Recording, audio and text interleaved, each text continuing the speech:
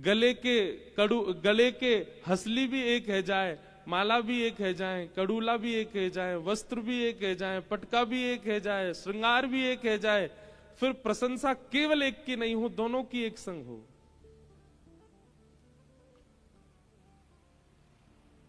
किशोरी जी के या भाव को सुनकर के ठाकुर जी बोले, जो आज्ञा श्री जी, अगर आपकी ऐसी भावना है तो आज रास में एक ही रह जाएंगे।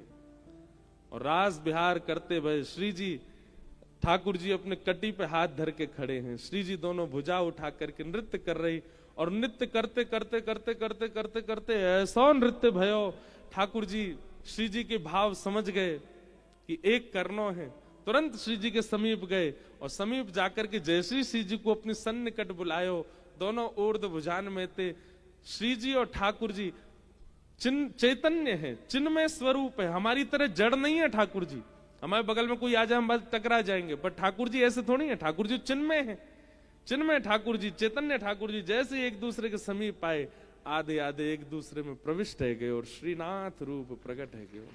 अब बेसर भी एक है गई, हसली भी एक है गई, माला भी एक है गई, मुकुट भी एक है गयो, चूड़ामणि भी एक है गई, कड़ूला भी एक है गए, श्रृंगार सबरो एक है गयो। अब ठाकुर जी बोले, अब गाओ कौन की अतनी की बेसर, कौन की ज्यादा सुंदर है बताओ। सब सखियां बलैया लेने लगी, बोले अरे हम तो भूल ही गए कि हम प्रतिस्पर्धा श्रृंगार में कर रहे हैं, प्रतिस्पर्धा लीलान में कर रहे हैं, ये होड़ कर रहे हैं आप दोनों के बीच में, पर आप दोनों तो एक ही हैं। तो सखीन की जो ये होड़ है, वह होड़ को समाप्त करने के लिए श्रीनाथ जी प्रकट भय, एक ही रूप है गए दोनों। बोले अब जो भी यश गाओगे वो दोनों उनको गवेगो, एक को नहीं गवेगो। श्री जी को अलग गौरव, ठाकुर जी को अलग गौरव, ये अलग अलग से ठाकुर जी बड़े बेचैन भय, तभी एक आकार रूप है कि श्रीनाथ बने। ऐसे हमारे ठाकुर जी, ये एकाकार रूप हैं। कल मुझसे कोई बोलो, नाथ द्वारा को व्यक्ति बोलो, महाराज जी हमारे नाथ द्वार में ब्रजमंडल से ठाकुर जी तो आ गए, श्री जी कब आवेंगी? मैंने कहा अरे राम जी कहा पूछ लियो आपने। पहली बात, आपको अभी तक यही ना पता कि श्री जी यहीं विराज रही हैं। ये ठाकुर जी की ओर तो बुझा, तो श्री जी तो हैं। श्री जी नहीं आई होती तो ठाकुर जी की हिम्मत है कि आ जाएं ब्रज से बाहर। श्री जी आई हैं तभी तो ठाकुर जी आए हैं। और दूसरी बात, फिर भी आपको लग रहा हो श्री जी नहीं आई, ले आओ ठाकुर जी को वापस वृंदावन, श्री जी तो वहीं रहेंगी, श्री जी ना जामे। श्री जी हमारी अखंड ब्रजवासी हैं, ब्रज तज नेको उभार ना जाए हमारी समाज में, तो सदा वृंदावन में रहे।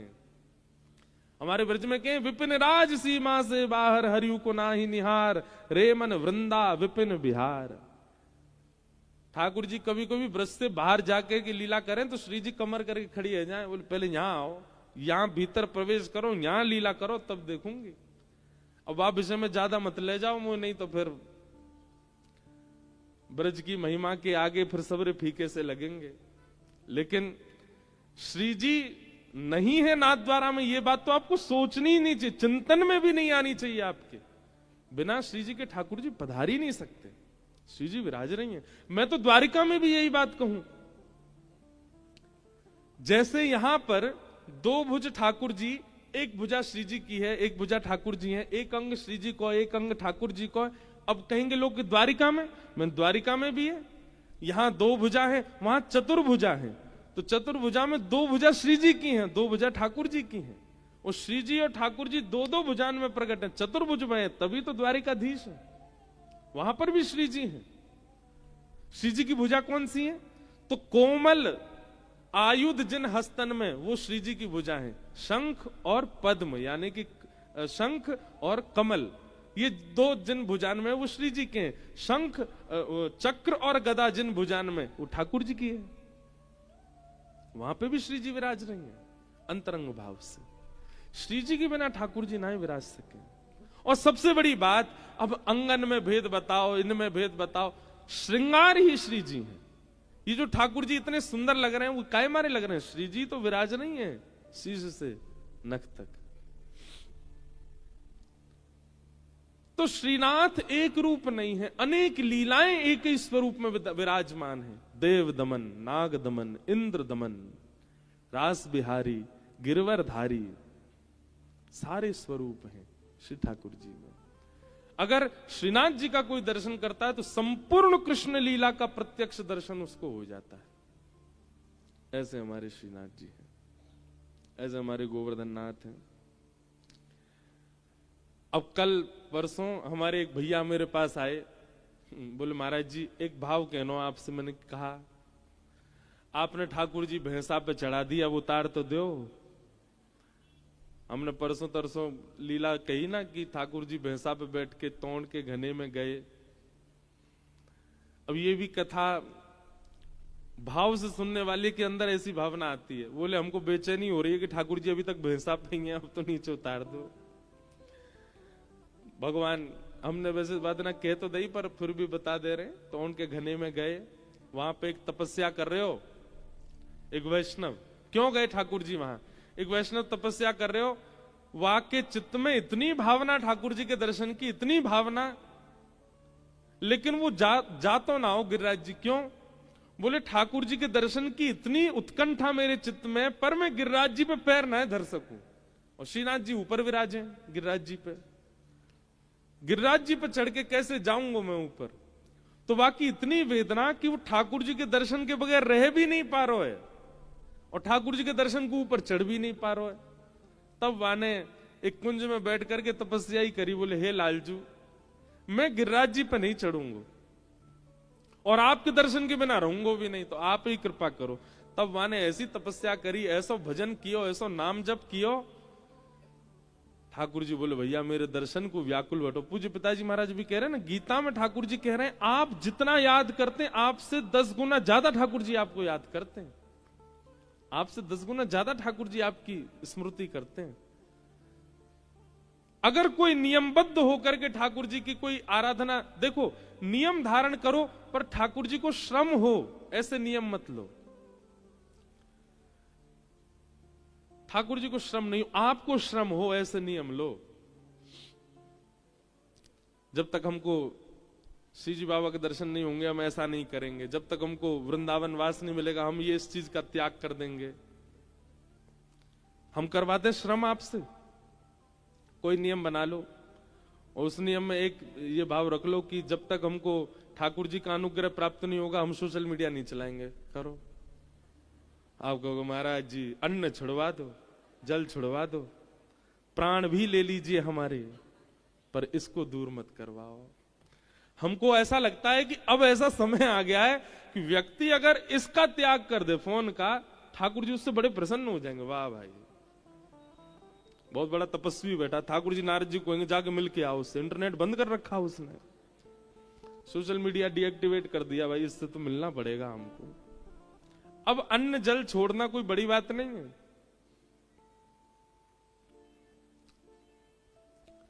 नियम ऐसा धारण करो ठाकुर जी को नहीं आपको श्रम हो। हमें श्रम होना चाहिए, हमें श्रम करना चाहिए। और जब हमारे श्रम को देख के ठाकुर जी आनंदित हो जाते हैं, हमारे श्रम की निवृत्ति के लिए फिर ठाकुर जी पधारते हैं, वो श्रम नहीं है। तो वैष्णव की इच्छा कि मुझे गिरिराज जी के दर्शन करने, पर मैं ऊपर जाऊंगा नहीं, पर्वत पर बैठ गए हो। ठाकुर जी ने योजना बनाई, पुलवा के दर्शन को जाऊंगा। बैलगाड़ी नहीं मिली तो भैंसा पे चढ़ के ठाकुर जी गए। हमारे कुमन दास जी को पद है, भावे याहे तोड़ को घनो,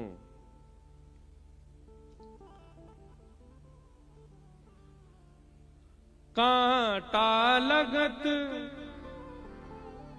गोखरु लगत, कांटा लगत गोखरु लगत, फट्यो जात यह तनो, फट्यो जात यह तनो। क्यों? भावत है तो ही तोड़ को घनो, भावत है तो ही तोड़ को घनो। कुमन दास जी कह रहे हैं जय हो गोवर्धनधारी श्रीनाथ जी, ऐसो तोड़ को धनो भागे हो आपको कांटे लग रहे हैं, गोखरू लग रहे हैं, लेकिन फिर भी दौड़े जा रहे हैं। भैंसा अगर धीरे धीरे चले तो ऊपर से ठाकुर जी नेक और वाय उचकाए दें और जोर से दौड़े। कांटे इनमें है कि अब महाराज ठाकुर जी को हाथ पकड़े, सद्दू पाने आदि सब चल रहे हैं, सबरे कांटे इनमें है गए। ठाकुर जी मंद मंद मुस्कुरा रहे हैं, बोले जा कहां रहे हो? तब वहां पहुंचे, वहां पे एक वैष्णव बैठो, वहां को दर्शन दिए ठाकुर जी ने। दौड़ करके गयो, कछु फल लेके आयो, उनसे अचार बनायो, ठाकुर जी को बढ़िया पवायो। आज भी ठाकुर जी पामे प्रेम से, वही की स्मृति में। ऐसी लीला हमारे श्री लाल जी ने करी, भैंसा पे बैठ करके दर्शन देवे गए। ऐसे प्यारे श्री गोवर्धन नाथ हैं, श्रीनाथ जी हैं, जो नाथ द्वार में आनंद करा रहे हैं। और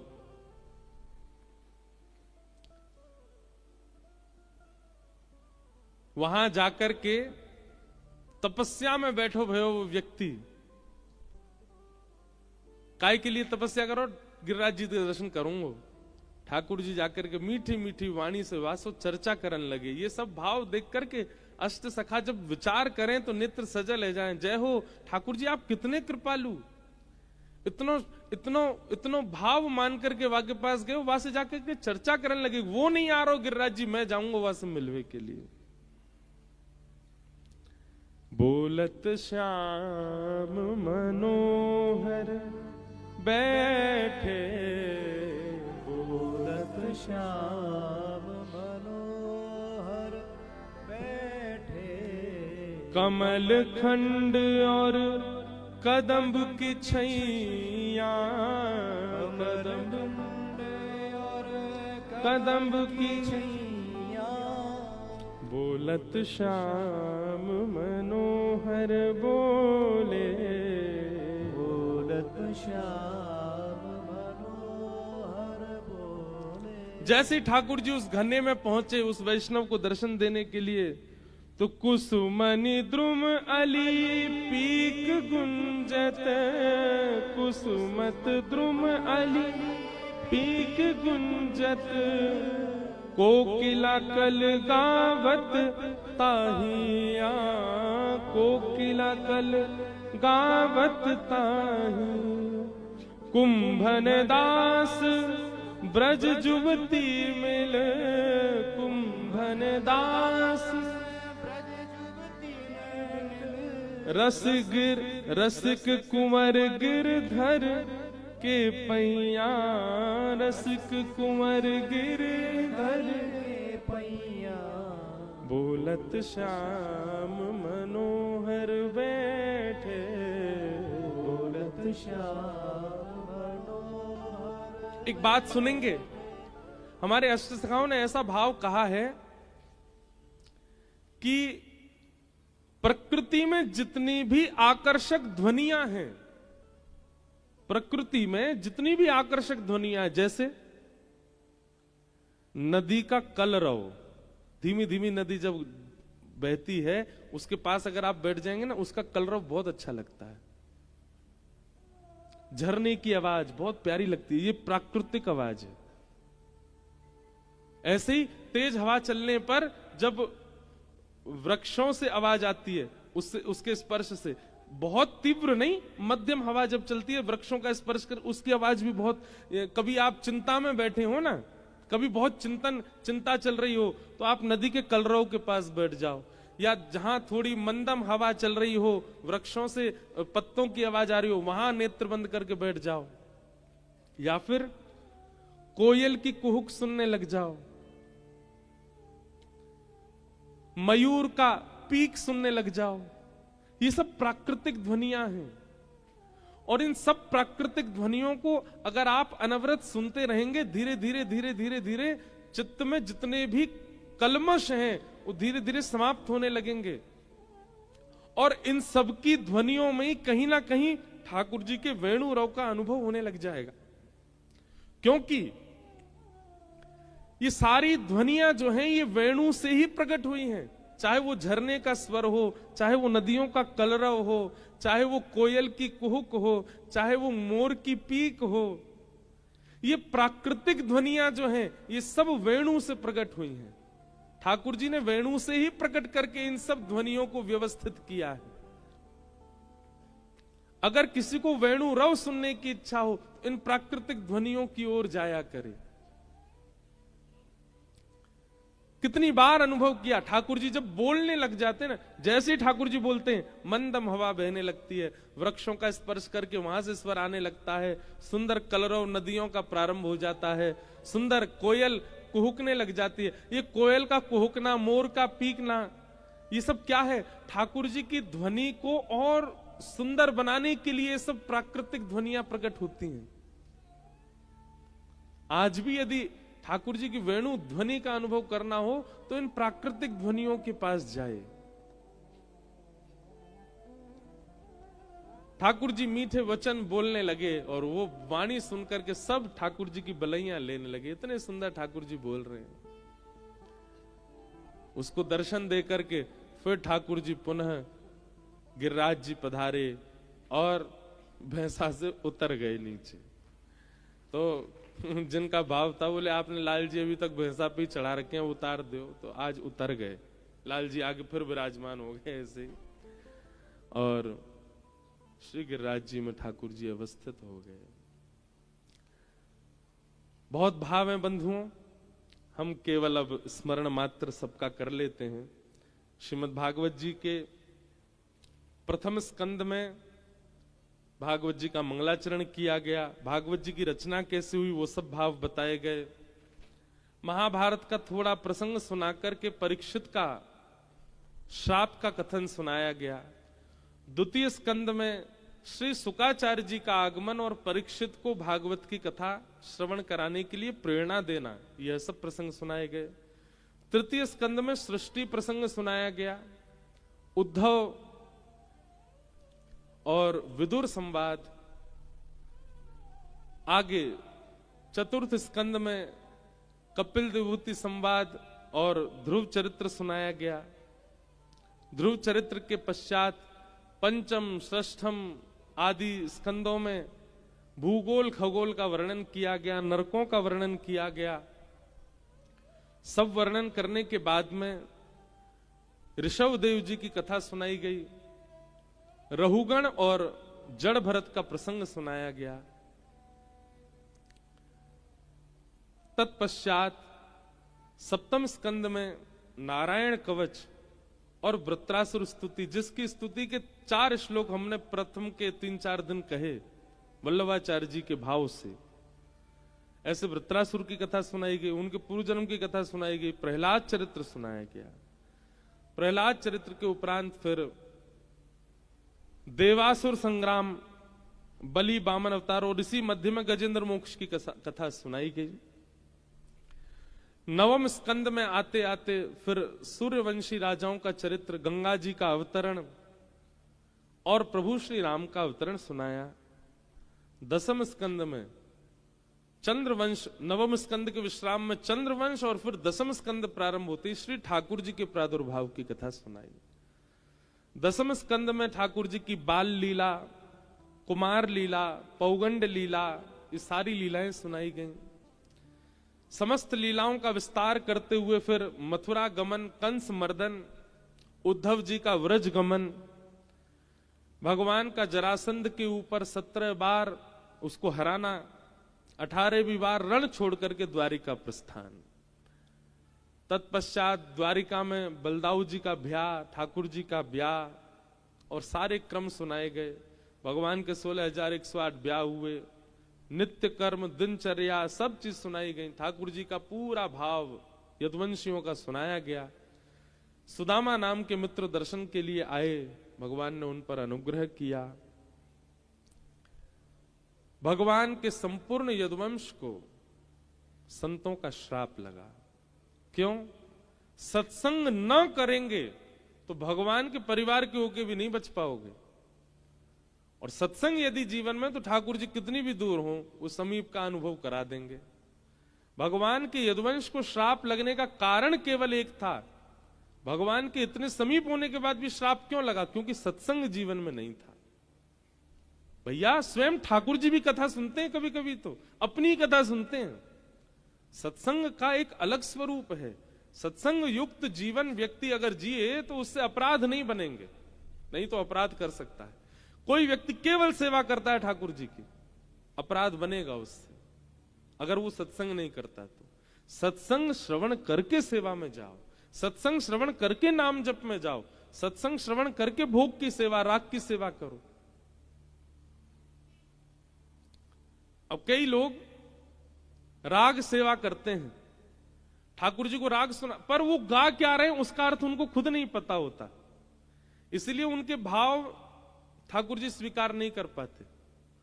आपका स्वर अच्छा है ये जरूरी नहीं है, जो आप गा रहे हैं उसका भाव आपको पता होना चाहिए।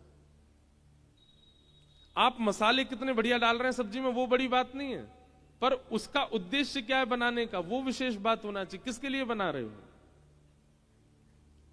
भाव प्राधान्य सेवा होती है, तभी ठाकुर जी प्रसन्न